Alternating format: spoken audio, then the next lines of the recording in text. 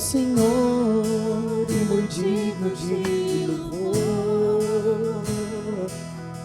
A cidade do nosso Deus, seu santo monte, a alegria de toda a terra.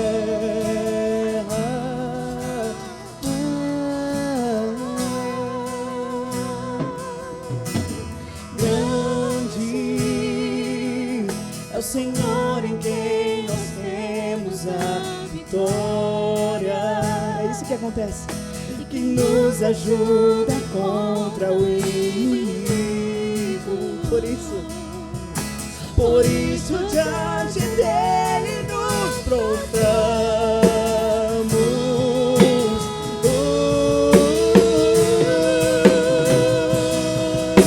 Queremos o teu nome engrandecer e agradecer-te por tua obra em nossas vidas. Confiamos em teu infinito amor, pois só tu és o Deus eterno sobre toda a terra e céu.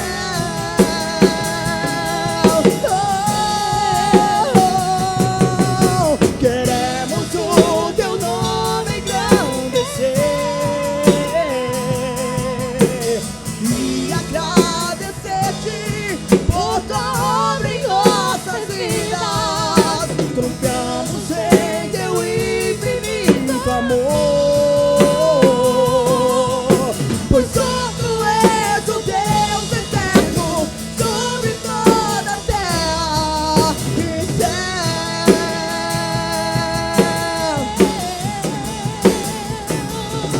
Queremos o teu nome engrandecer e agradecer-te por tua obra em nossas vidas. Confiamos em teu infinito amor,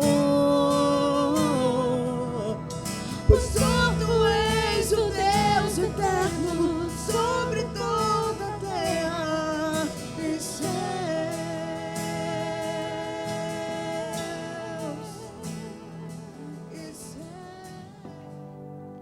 Mateus capítulo de número 6, o verso é o de número 5.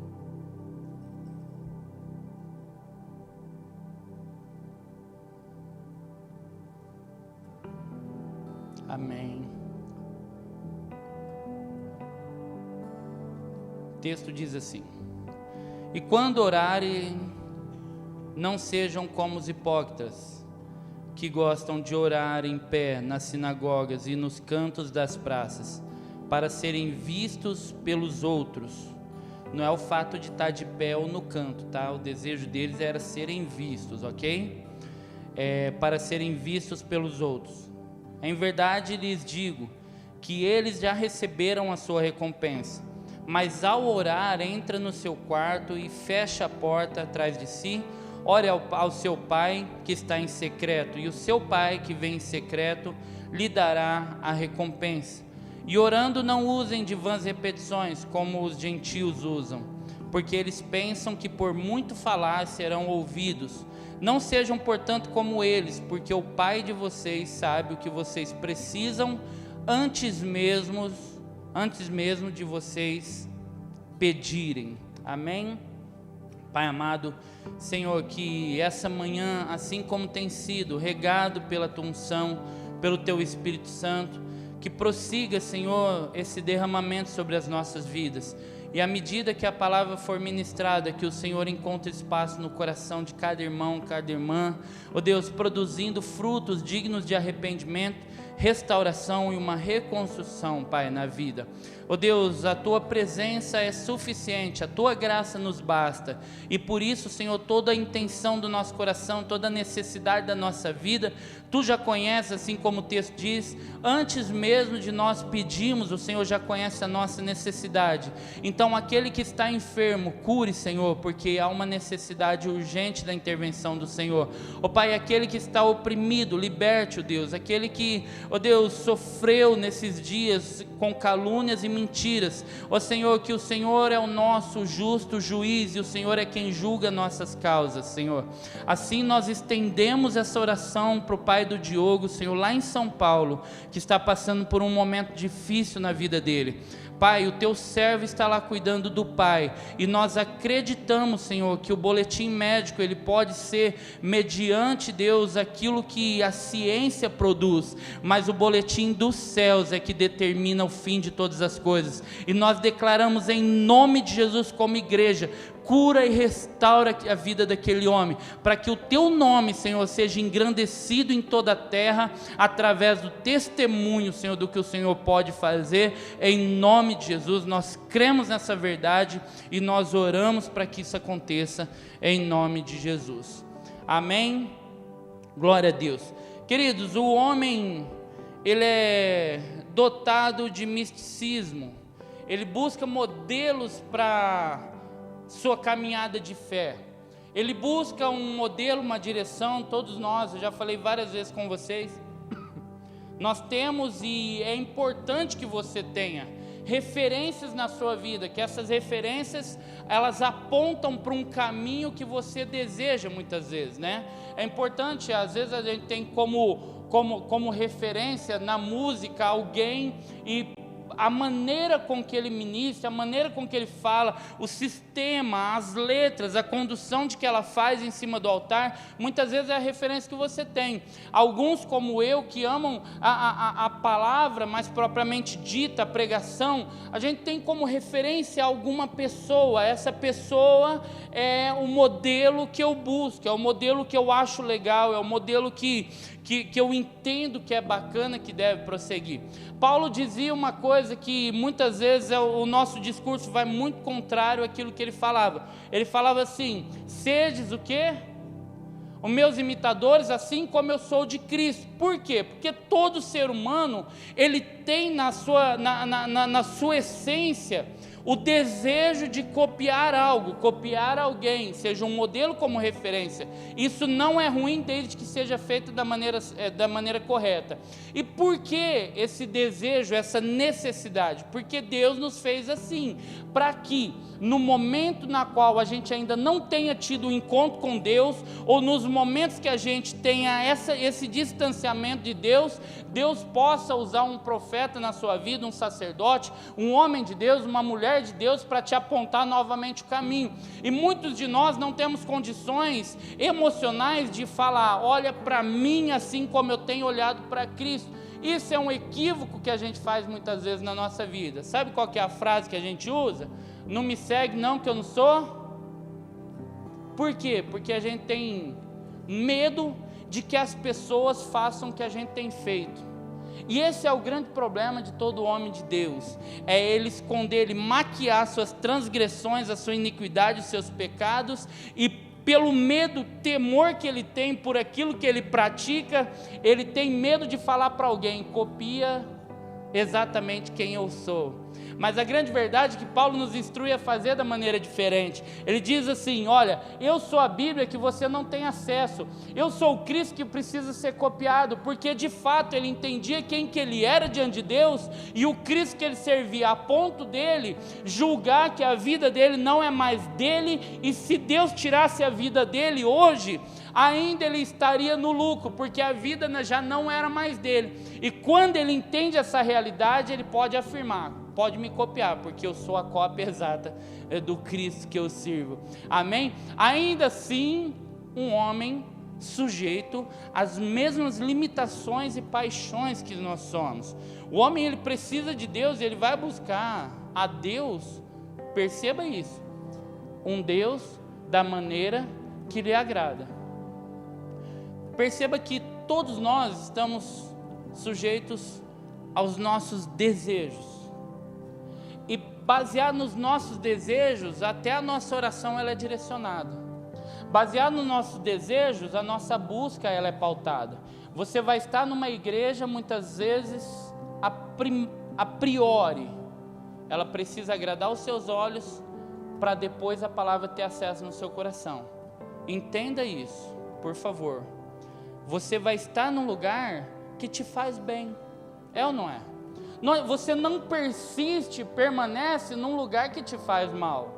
Ninguém aqui é sujeito a um estilo de vida que só contraria aquilo que ele deseja, aquilo que ele sente, aquilo que ele tem prazer. Não, ele vai estar em lugares que faz bem, lugares que geram paz e transformação, lugares que ele pode ter comunhão com pessoas de bem. Isso atrai, isso é o desejo, satisfaz o desejo. Eu me deleito no Senhor, eu me agrado do Senhor, e Ele satisfará os desejos do meu coração. Isso está ligado muito mais a agradar o Senhor do que propriamente a agradar os meus olhos. Só que a gente, a priori, a gente procura lugares e pessoas que nos agradam até o momento que nós temos um encontro com Deus. E quando nós temos um encontro com Deus, o que te faz permanecer é a palavra de Deus, e não é o pastor, não é o louvor, não é mais nada, não é a estrutura da igreja, porque você está aqui, não mais porque isso é bonitinho, ou porque o pastor dá um abraço, porque a pastora ministra louvor. Você está aqui porque Deus tem construído coisas poderosas na sua vida, e o que tem o poder é o evangelho, não é a igreja. O que constrói, reconstrói, o que trata de você é a palavra de Deus, e isso que passa a fazer você permanecer. E aí traz essa desmistificação de todos os desejos na nossa alma. Por quê? Até as nossas orações, elas são pautadas naquilo que nos agrada e satisfazer o nosso desejo. Perceba só, quando você ora, você até agradece a Deus, mas até a gratidão que você oferece a Deus é por algo que você recebeu, que você gostou. Sim ou não? Senhor, muito obrigado pela vida, muito obrigado pela minha família, muito obrigado. Obrigado por quê? Porque você está se alegrando com aquilo que você está recebendo. É ou não é? Ninguém fica orando a Deus: Senhor, obrigado por ter matado aquela pessoa, Senhor, obrigado porque roubaram o meu carro, obrigado por...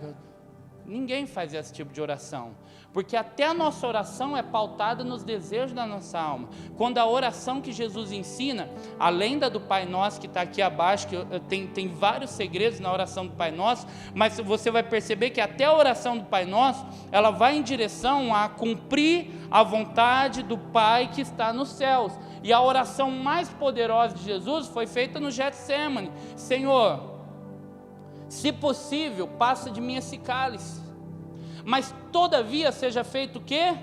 A sua vontade. Essa é a oração mais poderosa, porque, como o texto diz, até o nosso desejo o Senhor sabe antes mesmo da gente pedir.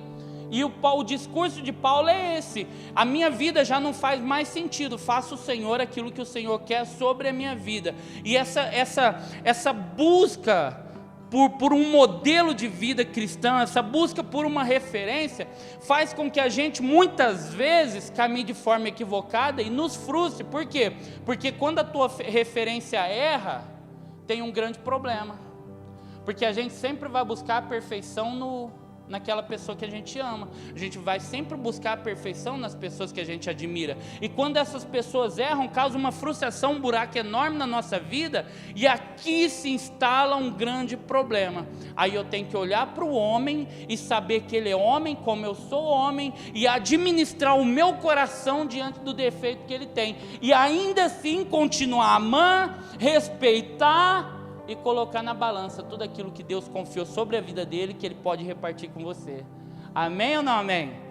É o que a mulher do fluxo de sangue faz. A gente sempre ouviu essa história, mas uma coisa que a gente nunca ouviu, sabe o que é? Quem honra o profeta com honra de profeta, recebe galardão de profeta. Então, à medida que você honra, é à medida que você recebe. Aquela mulher buscou de Jesus o quê? A cura que ela precisava. Então não precisava nem Jesus curar, ela extraiu a cura de Jesus. Por quê? Porque eu honro ele, eu respeito ele, eu admiro ele por aquilo que ele carrega. E à medida que eu admiro, eu respeito, eu entendo o que ele pode fazer, eu preciso só tocar. Eu não preciso nem pedir que ele faça. A gente começa a extrair de Deus à medida que a gente honra a Deus. Amém? Abra comigo em João, capítulo de número 3. Olha o que o texto diz. João, número 3.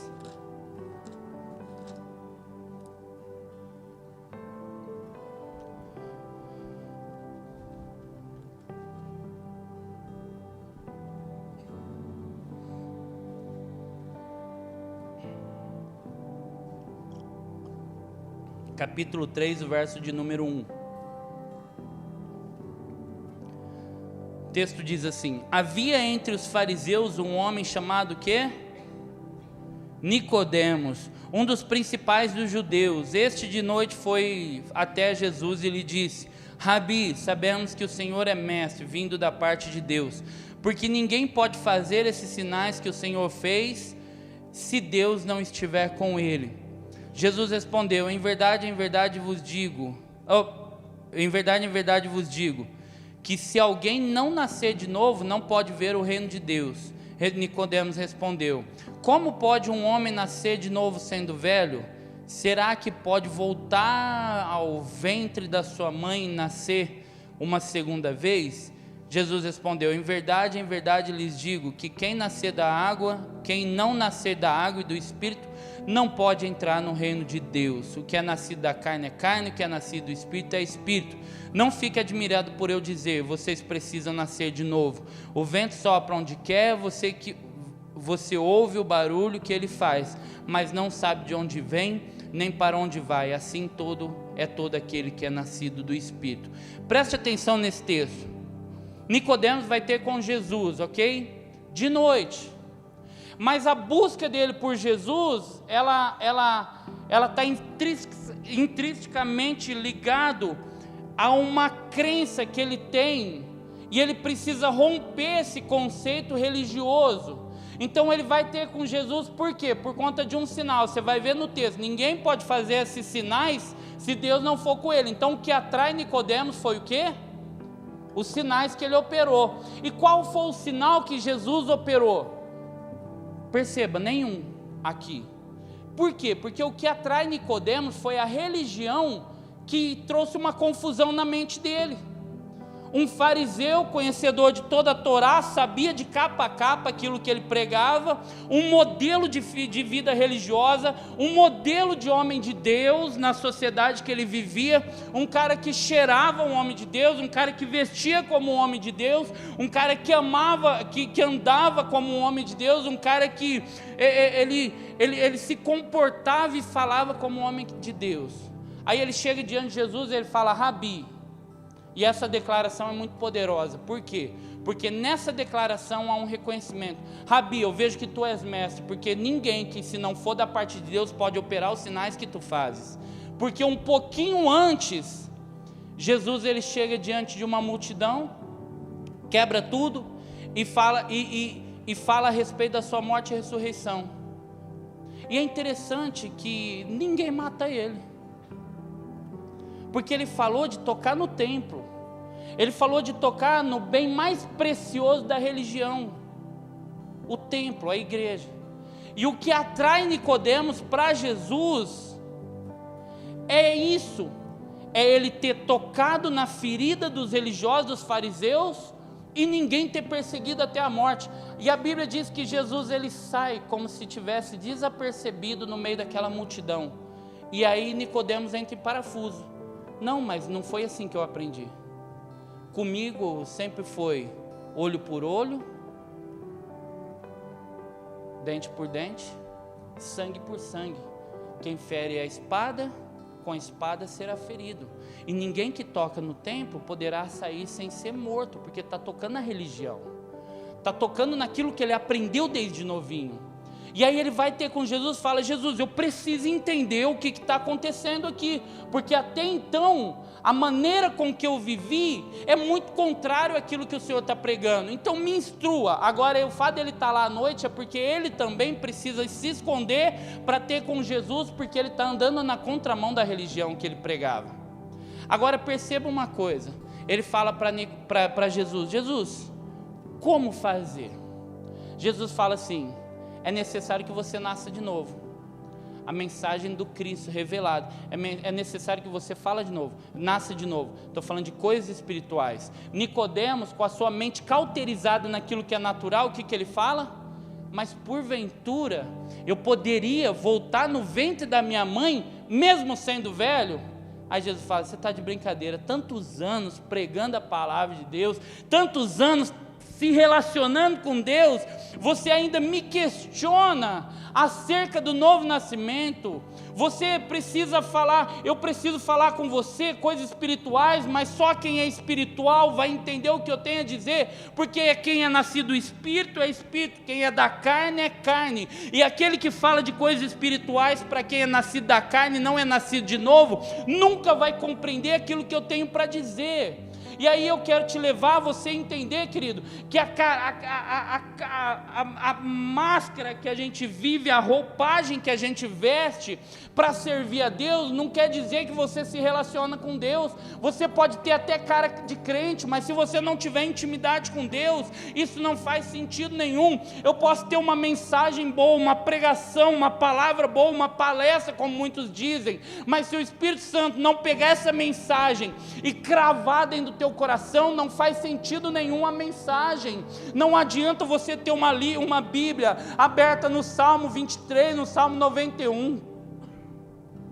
Se ela não for o seu alimento diário, não faz sentido nenhum você tê-la ali, não faz sentido nenhum você vir para a casa de Deus, e nesse lugar você não rasgar o teu coração, a ponto de Deus encontrar acesso para falar com você, não faz sentido nenhum. Nicodemos era a imagem perfeita de um homem de Deus, talvez é a referência que todo pai tinha, quando chegava com o filho, pegava na mão: filho, deixa eu te ensinar uma coisa, sabe o que é ser um homem de Deus? É igual aquele cara lá. Sabe qual que é o cheiro de um homem de Deus? É o cheiro daquele cara. Sabe como falar um homem de Deus? É o jeito que aquele cara fala. Então copia tudo que ele faz, que você vai se tornar um homem de Deus. E a gente tenta montar um modelo, uma maquete para o Evangelho, mas isso não faz sentido nenhum, porque o Evangelho ele está baseado no relacionamento teu com o Pai. Como eu disse, Jesus não veio pregar religião, porque religião o mundo já sempre teve. Jesus veio falar de um pai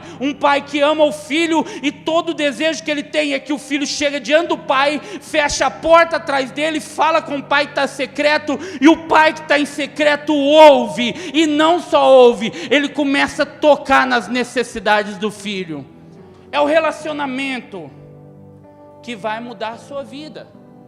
A igreja, deixa eu te falar uma coisa, a igreja não muda a vida de ninguém, se alguém não estiver dentro da igreja buscando uma mudança de vida. E é isso que a gente faz todo dia, querido. Deixa eu te falar algo: estar na nossa casa, nos prazeres da nossa casa, da nossa vida, sentar no sofá, você vai encontrar mensagens muito melhores do que a gente ministra nesse altar aqui. Acredite. Mas nenhuma mensagem vai produzir fruto no teu coração se o Espírito Santo não carregar aquela letra e enfiar dentro de você, da maneira de encontro com a sua necessidade. Porque à medida que eu estou falando, você recebe de um jeito, você recebe de um jeito, você recebe de outro jeito. Por quê? Porque o pai conhece a necessidade do filho, e na sua necessidade é que ele vai trabalhar. Tem gente sendo curada agora, e tem gente sendo liberta pela mesma mensagem, e tem gente só sendo edificado, só se deleitando no manjar do Senhor. Isso é maravilhoso. Mateus capítulo de número 21.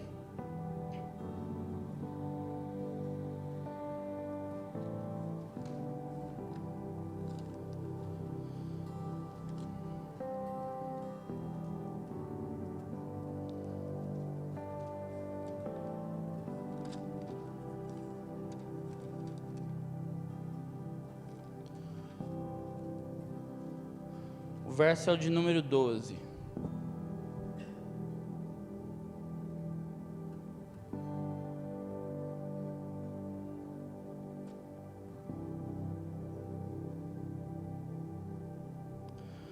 Olha o texto. Jesus entrou no templo, expulsou todos os que ali vendiam, compravam, derrubou as mesas dos cambistas e as cadeiras dos que vendiam pombas, e disse-lhes: está escrito, a minha casa será chamada casa de... Mas vocês estão fazendo dela um covil de salteadores. Cegos e coxos se aproximam de Jesus no templo, e ele os curou. Mas quando os principais sacerdotes, os escribas, viram as maravilhas que Jesus fazia e as crianças que gritavam no templo, preste atenção nesse termo aqui. E os escribas viram as maravilhas que Jesus fazia e as crianças que gritavam no templo: Hosana ao filho de Davi. Preste atenção, esse gritavam aqui não é criança sair bagunçando, batendo cabelo na parede, derrubando, quebrando as coisas dentro da igreja, não. Eles estavam clamando, eles estavam adorando: Hosana ao filho de Davi. Ficaram indignados e perguntaram a Jesus: você está ouvindo o que eles estão dizendo? Jesus respondeu: sim. Vocês nunca leram? Da boca dos pequeninos e crianças de peito tirarás o perfeito louvor. Aleluia, queridos. Estenda as mãos para as nossas crianças. Pai amado, nós acreditamos nessa geração. Senhor, nós oramos para que os nossos filhos sejam cheios do Espírito Santo, sejam inundados pela glória do Senhor. Pai, em nome de Jesus, Tu conheces, Senhor, a alma de cada criança. O Senhor conhece, Deus, aquilo que está no mais profundo da intimidade deles. Ó Pai, se algo lesou ou causou uma ferida na vida deles, Senhor, ainda que eles não tenham conhecimento, Deus, nós declaramos em nome de Jesus: caia por terra toda ação do inferno na vida dos nossos filhos. Senhor, nenhuma ferida, Senhor, nenhum machucado produzido por alguém que eles amam, Senhor, nenhuma mentira do inferno produzirá efeito. Deus, em nome de Jesus, nós declaramos: nossos filhos nasceram para a glória do Senhor. Ó Pai, de dentro daquela sala, Senhor, sairão médicos, doutores, engenheiros, governadores, quiçá presidentes de uma nação. Nós declaramos, Senhor, essa verdade no mundo do Espírito, para que Satanás saiba que essa geração ferirá a sua cabeça e você não terá direitos legais sobre a vida dos nossos filhos, em nome de Jesus. Amém, amém. E deles sairão, produzirão um perfeito louvor. E deixando, saiu da cidade e foi para Betânia, onde ali ele passou a noite. Acredite nisso, sempre se levantará a voz profética daquele que adora no secreto. Certamente nós vamos nos deparar com profetas desconhecidos, que talvez a gente está procurando em cima dos altares e não estão nos altares.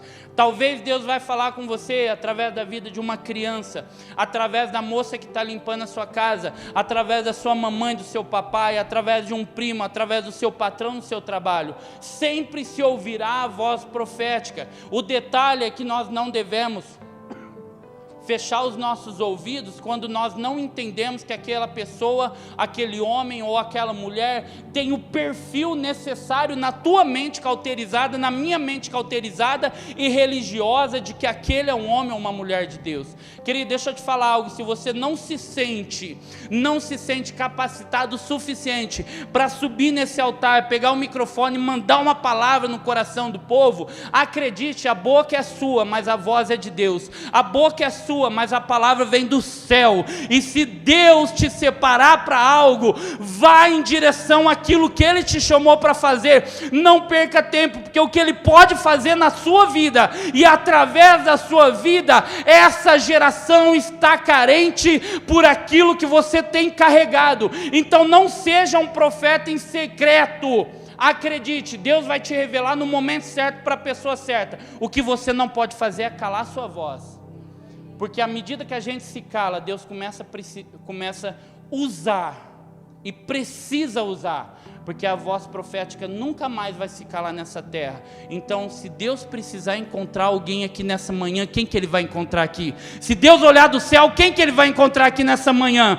Quem que Ele vai encontrar aqui? Eu profetizo na tua vida, meu irmão. Eu profetizo na tua vida, minha irmã. A tua família verá o que Deus tem construído em você e através de você. Uma geração inteira pode ser salva por aquilo que o Senhor confiou na tua vida. Recebe aí em nome de Jesus.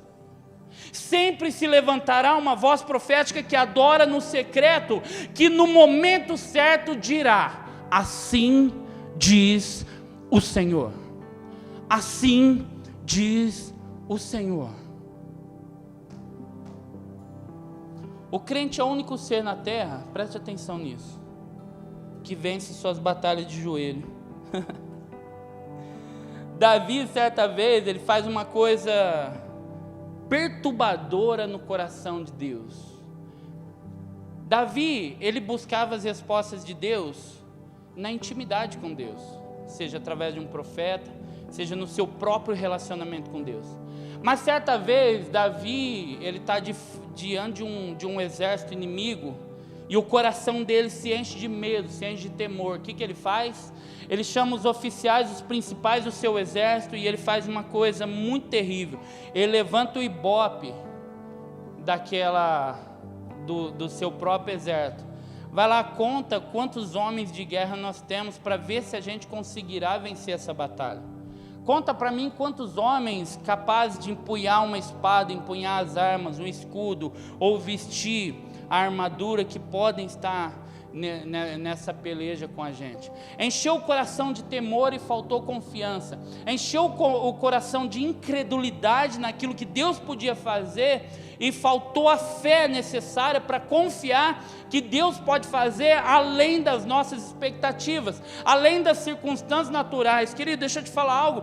Pode tudo parecer ruim, pode tudo parecer perdido, mas Deus pode mudar todas as coisas à medida do desejo do coração dele, não do nosso.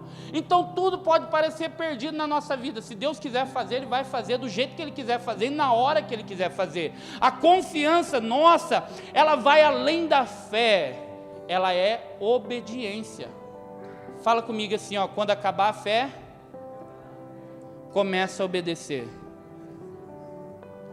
E Davi vai fazer um censo, e quando Davi faz o censo, fere o coração de Deus, fere o coração de Deus, e Deus dá a sentença que vocês conhecem, 3 sentenças: cair na mão dos homens, cair na mão de Deus, ferir os primogênitos da terra. Davi fala: eu prefiro cair na mão de Deus, que pelo menos eu possa alcançar a misericórdia, porque o homem é implacável, e acredite, o homem é implacável. Sabe por quê? Porque com a misericórdia que você foi alcançado, é a mesma que você pode alcançar. Alguém que não entende que foi alcançado por misericórdia, ele nunca vai exercer misericórdia na sua vida, e todo desejo dele está envolvido com a sua morte, e não com a sua vida. Preste atenção, mas Deus é misericordioso para mudar todo o rumo da sua história. E Davi vai diante de Deus: eu prefiro cair na mão do Senhor. Aquela história toda, vem um anjo para dar a sentença, o anjo sopra no ouvido de Davi: Davi, deixa eu te falar uma coisa, talvez se você oferecer um sacrifício, você aplaca a ira do Senhor. Ele vai lá na eira, e toda a história que você conhece, mas o rumo que eu quero levar você a entender nessa manhã,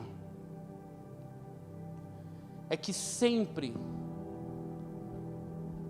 quando as coisas estiverem esfriando na sua vida, preste atenção, Deus sempre vai virar a mesa.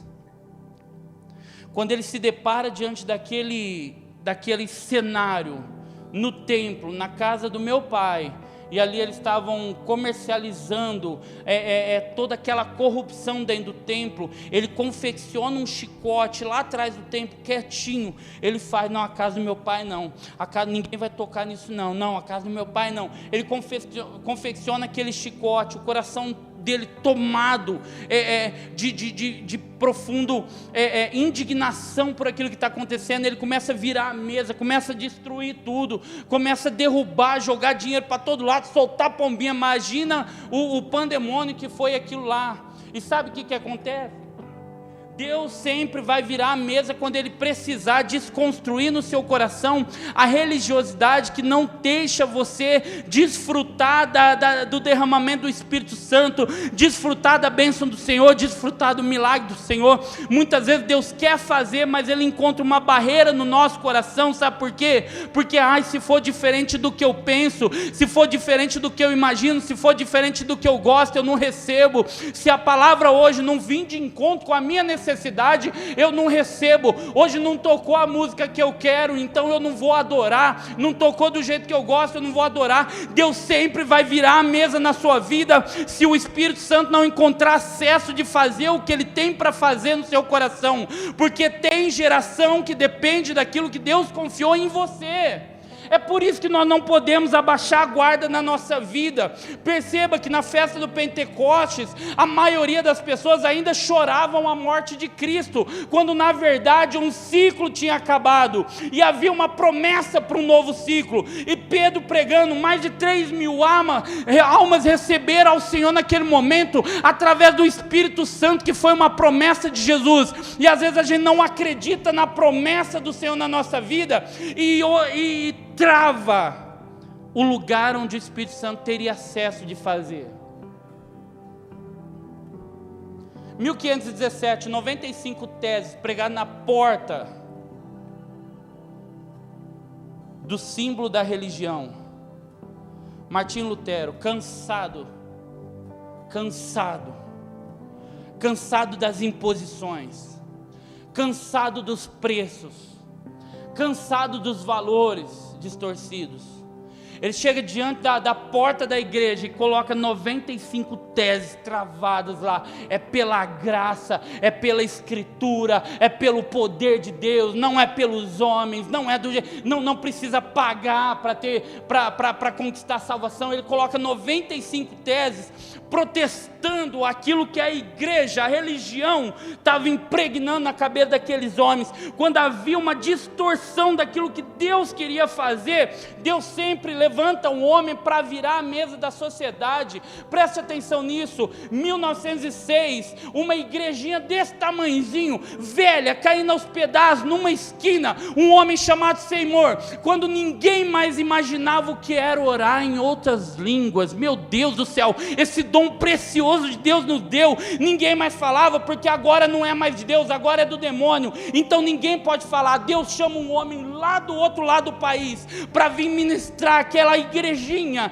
com um pouquinho de gente, com 20, 40 pessoas. Começa a orar em línguas, porque o Senhor conhece o seu coração. O Espírito Santo intercede por nós com gemidos inexprimíveis. Começa a falar a língua dos anjos, vai orando em línguas, porque aquele que ora em línguas, ele não sabe o que ele está falando, mas ele está orando as suas próprias necessidades, ele está orando aquilo que precisa ser reconstruído na vida dele. E aquele povo foi tomado em oração em outras línguas. E você conhece como o avivamento da Rua Azusa. Deus sempre vai virar algo para que o Espírito Santo consiga descer e transformar a vida que nós vivemos antes. Precisa haver uma reconstrução dos nossos conceitos, dos nossos valores. A gente está cheio de dodói, gente. É uma geração dodói, é uma geração que não aguenta. É uma geração que não aguenta, não. É uma geração de filhos. Não, filho. É uma geração que não aguenta, não. Aí é um monte de adulto que vai vivendo dessa geração, que não dá conta mais de quando Deus vem para corrigir, Deus vem para tratar. E Deus sempre vai tratar, querido, com aquilo que mais te fere, para você entender que de fato precisa haver lágrimas para haver restituição. Ele vai sempre virar a mesa. Sabe por quê? Porque a medida de Deus, anote isso no seu coração, a medida de Deus não são frases bonitas. A medida de Deus são frutos que você gera. Uma igreja grande, ela pode ser uma igreja sem Deus, mas você, sendo cheio do Espírito Santo, fará uma igreja grande na sociedade. Em nome de Jesus, vamos nos colocar de pé.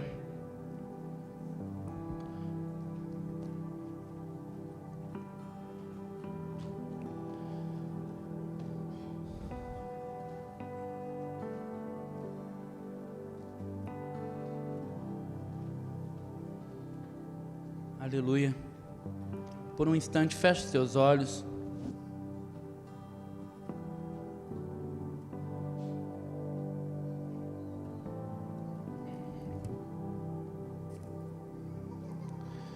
Senhor, nós estamos aqui nessa manhã com o nosso coração totalmente aberto e disponível ao que o Senhor quer fazer nas nossas vidas, Senhor. Não a nós, Deus, não a nós, mas ao Teu nome. Não a nós, Jesus, mas ao teu nome toda a honra, todo poder, toda a glória. Todo louvor, Senhor, é dedicado a Ti, assim como as nossas vidas. Meu irmão, chegou o tempo de nós olharmos mais para Jesus e menos para nós. Nós olharmos mais para Jesus e não julgar aquilo que agrada ao Senhor, mas fazer de nós uma vida agradável a Ele. Nós precisamos de uma vez por todas parar de enquadrar o Evangelho nos nossos conceitos, nos nossos desejos. Se não for do jeito que eu penso, não está certo. Se não for do jeito que eu penso, se não for do jeito que eu gosto, não está agradando a Deus. Não, quem disse isso? Nós precisamos fazer com que a nossa vida seja um louvor, uma adoração ao Senhor. Nós precisamos fazer com que a nossa caminhada agrade ao Senhor. A nossa vida tem que ser uma adoração 24 horas, não somente no momento de ir para o culto, quando a gente vai para o culto. Não, a nossa vida, ela é uma adoração, é um estilo de vida. Eu tenho que ser uma vida que eu agrado ao Senhor em todo tempo, ainda que eu erre. Poxa, pastor, mas eu erro. Claro, você, eu, todos nós erramos, e por isso nós carecemos da glória de Deus. Deus nos fez assim, e com misericórdia Ele tem nos alcançado e tem nos amado dia após dia. Então, querido, não enquadre a vida de Deus nos seus gostos. Não enquadre a vida de Deus na maneira que você pensa. Deixa Deus transformar a sua mente. Deixa Deus transformar o seu coração. Deixa Deus transformar o meu coração, a minha mente, porque eu não quero fazer do meu jeito. Eu quero fazer de um jeito que te agrada. Não é do meu jeito, não é da forma que eu penso. E nós estamos aqui nessa manhã tão preciosa, tão especial, para fazer algo que Ele nos ensinou. Não foi nós que instituímos, mas Ele nos ensinou a fazer. E nessa manhã, querido, eu quero aproveitar esse momento com você, para que você coloque o teu coração diante do Senhor. Dia de ceia do Senhor, um dia tão especial, que promove no teu coração passado, presente e futuro. Lembrar daquilo que o Senhor fez, da morte, da ressurreição. Sentir na pele o que o Senhor tem feito na sua vida e aguardar o dia do Senhor sobre nós, em nome de Jesus. Os irmãos da ceia, pode vir aqui à frente. Teu sangue leva-me além, a todas as alturas, onde ouço a tua voz, fala de sua justiça e pela minha vida. Jesus, este é o teu sangue. Amém. Quem vai tomar a ceia, continue de pé. Os irmãos podem servir em nome de Jesus. Fala do amor do Pai que preparas para nós, um caminho para Ele, onde posso me achegar, somente pelo sangue.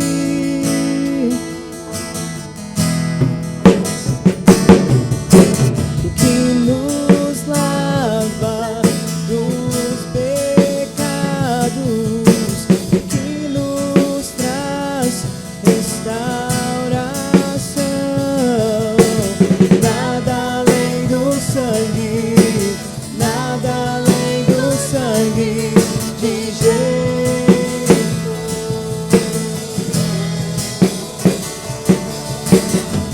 E nos faz brancos como a neve, aceitos como amigos de Deus.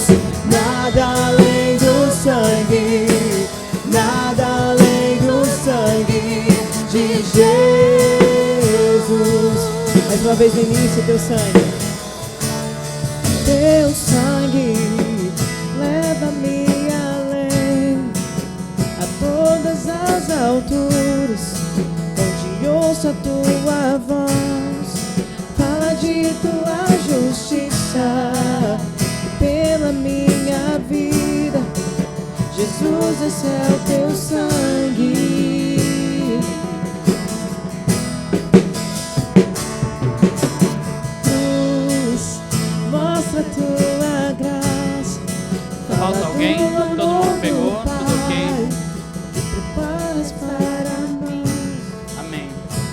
Coríntios, capítulo de número 11, o verso de número 27. Eu vou do 25.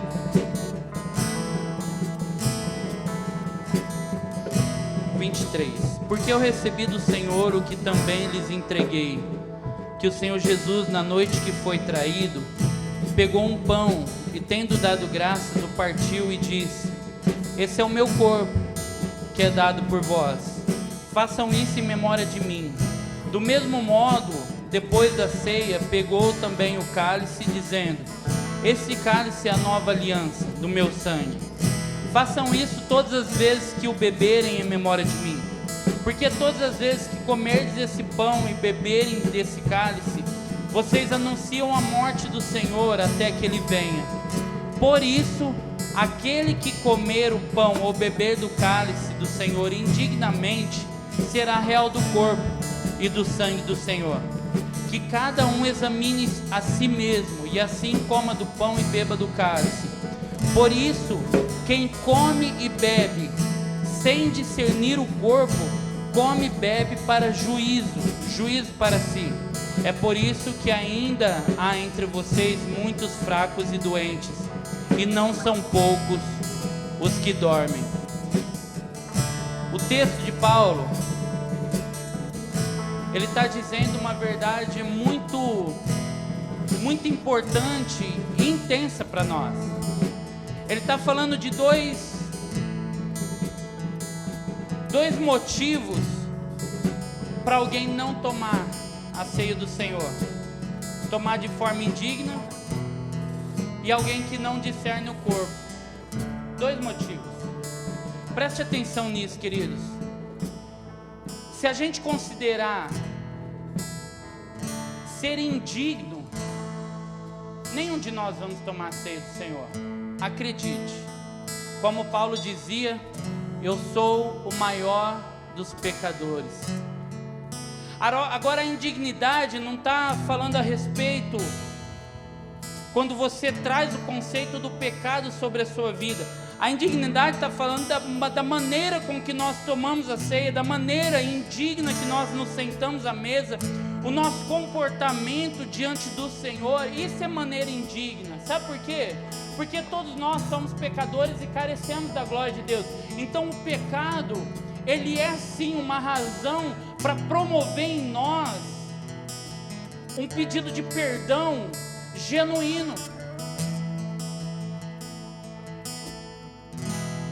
Há muitos dentro de vocês que dormem, e não são poucos, doentes no corpo, na alma. Por quê? Porque não discerniram o corpo. Quando você toma a ceia do Senhor, você come do pão, e você não entender de fato aquilo que aconteceu, aquilo que foi feito para você, por você, isso produz em você morte, não vida. Mas todo aquele que discernir o corpo, eu saber de fato: Senhor, eu tô comendo desse pão, mas eu entendo que ele simboliza a tua carne entregue na cruz do Calvário, em favor da minha vida, os pecados que eu cometo, que eu já cometi, eu posso ter perdão através de uma obra que o Senhor fez na cruz do Calvário, entregando a sua própria vida. Isso é discernir o corpo, é saber que nós dependemos e nós precisamos, nós carecemos, todas as vezes que nós tomamos a ceia do Senhor, entender aquilo que foi feito, lembrar do Senhor até que Ele venha, é lembrar da sua vida, da sua morte, da sua ressurreição, e vivê-la todos os dias da nossa vida. É todo momento que você fazer algo que fere os princípios do Senhor, você falar: Senhor, me perdoa porque um preço foi pago, Senhor, me perdoa, Senhor, porque um preço alto foi pago na cruz do Calvário. Ainda que a salvação para você é de graça, mas custou um alto preço para o nosso Senhor na cruz do Calvário, querido. Isso é discernir o corpo, é tomar do cálice e saber que o sangue de Cristo foi uma moeda de um valor inestimável, incalculável, para comprar você. Isso é discernir o corpo, é não tomar leviamente levianamente, é saber o porquê você está o fazendo, porque você vai tomar, em nome de Jesus. Abra com muito cuidado, segure o seu pão na mão direita.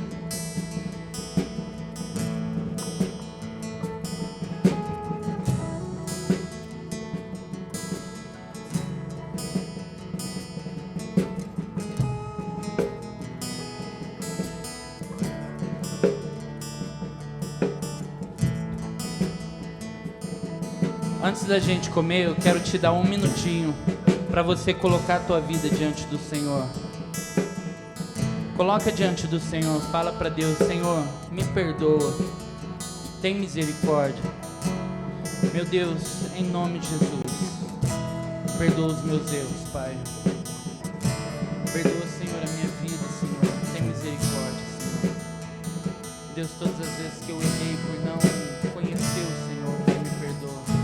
Perdoa, Senhor, pelos pecados da minha família, Senhor, da minha esposa, dos meus filhos. Me perdoa, Senhor, tem misericórdia da minha casa, Senhor. Perdoa, Senhor, a minha falta de relacionamento muitas vezes, falta de compreensão do que o Senhor vai fazer. Senhor, me perdoa pelos pecados da sua igreja, Senhor, me perdoa, Deus. Deus, nada que eu faça, Senhor, justifique os erros que eu cometo. Oh Deus, nada que eu faça, Senhor, paga o preço que o Senhor pagou pela minha vida. E eu te peço, Deus, tem misericórdia das nossas vidas. Nos leve a compreender cada dia mais, Deus, tudo aquilo que o Senhor tem feito nas nossas vidas. Em nome de Jesus. Em nome de Jesus. Que o Senhor abençoe esse momento. Esse pão que está na tua mão simboliza a carne do Cordeiro. E quando você comer, em nome de Jesus, de forma profética, o pecado que estava sobre ele na cruz do Calvário vai ser moído, e a vida de Cristo vai produzir vida em você, em nome de Jesus. Coma do pão.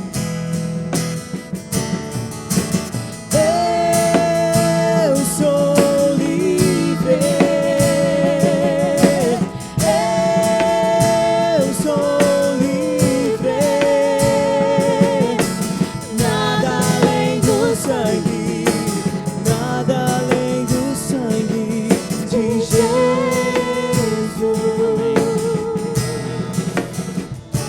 Abre o teu cálice com muito cuidado para ele não derramar.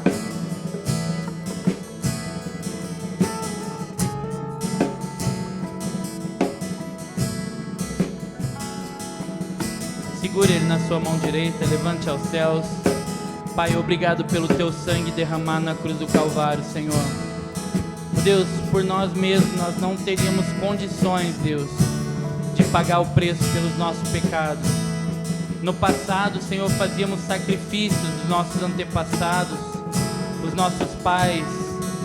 Eles fariam sacrifícios pelos pecados, mas a sua morte, a sua ressurreição foi o sacrifício eterno. Nós não precisamos mais fazer isso, porque as suas misericórdias nos alcançaram. O teu sangue foi um preço alto que o Senhor pagou naquela cruz, e nós te adoramos por isso, Jesus. Nós te glorificamos por isso, porque, Senhor, não haveria vida em nós se não fosse a tua vida entregue por nós. Por isso, ao tomarmos desse cálice, que o teu sangue, simbolicamente nesse copinho, entre nas nossas veias, Senhor, e produza vida. E aquele que estiver enfermo seja curado em nome de Jesus. Aquele que precisar de libertação seja liberto agora em nome de Jesus.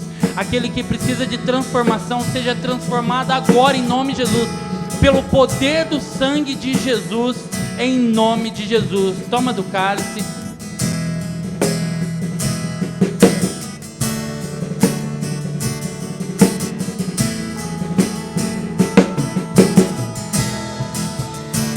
Aleluia! Eu sou livre. Cante essa canção como com uma verdade dentro do seu coração. Eu sou livre. Fala pra ele: nada além do sangue. Nada além do sangue. Nada além do sangue. Obrigado, Jesus. Nós te glorificamos, Senhor. Nós te agradecemos em nome de Jesus. Todos de pé, vai. Em nome de Jesus. Tu és maravilhoso, Jesus. Não há palavras, Senhor, que expressem, Senhor, a nossa gratidão por tudo que o Senhor é, tudo que o Senhor representa. Oh Deus, o seu nome será lembrado, o seu nome será pregado por toda a terra. Deus, em nome de Jesus, a nossa vida é tua, Jesus. A nossa vida é tua, Jesus. Pastor Ivete, vem. Pastor Ivete, vem pra cá. Nada além do sangue, nada além do sangue de Jesus. O que nos faz brancos como a neve, o que nos faz brancos como a neve, aceitos como amigos de Deus. Nada além do sangue, nada além do sangue de Jesus.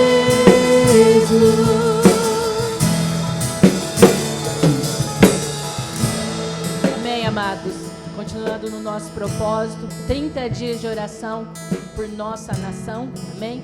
Então, nesse momento, nós vamos colocar mais uma vez o nosso país nas mãos do Senhor. Continuamos orando pelo encontro de mulheres. Já tem sido uma vitória muito grande até aqui. Amém? Continuamos orando pela nossa irmã Claudineia. Oramos também agora pelo seu Emílio. O pastor já fez a oração. E a recuperação do Bruno. Amém? Feche os seus olhos. Pai querido, nós te agradecemos nesta manhã por tudo que o Senhor já fez até aqui. Bendito e louvado seja o teu santo nome. A palavra diz que o Senhor é o Rei de toda a terra. E nesse momento, Deus, nós estamos aqui para guerrear por nossa nação.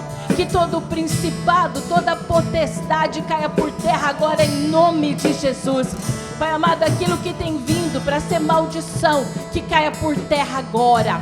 Deus, de norte a sul, de leste a oeste, dos 32 pontos do vento, Senhor, que a tua bênção, que o vento do teu Espírito Santo sopre sobre o Brasil, caindo por terra toda a corrupção, todo o comunismo, todo o socialismo, tudo aquilo, Senhor, que vem para roubar, matar e destruir. Nós estamos repreendendo agora no poder do nome de Jesus.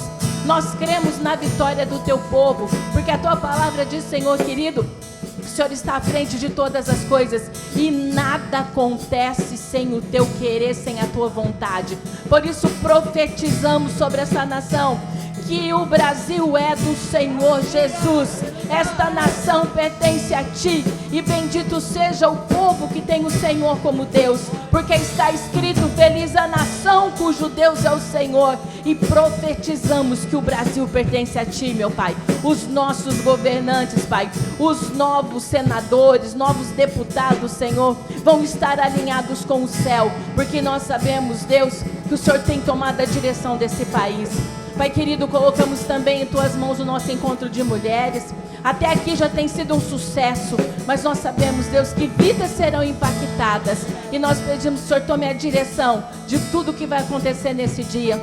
Continuamos orando pela nossa irmã Claudineia, pelo senhor Emílio, pelo Bruno. Deus, o Senhor venha trazer a cura completa, a restauração. Sabemos, Deus, que todas as coisas cooperam para o bem daqueles que te amam. E nós já te agradecemos na certeza da vitória. Em nome de Jesus. E a igreja diga amém. Glória a Deus. Amém. Estenda suas mãos, que o amor de Deus Pai, as consolações do Espírito Santo e que as misericórdias do nosso bom e lindo Jesus esteja sobre a vida, sobre toda a tua família, assim como a primícia é. Esse domingo foi bênção, gente? Foi bênção. Toda a tua semana será mais que abençoada em nome de Jesus. Amém e amém. Deus abençoe a sua vida e até quarta-feira, se Deus quiser.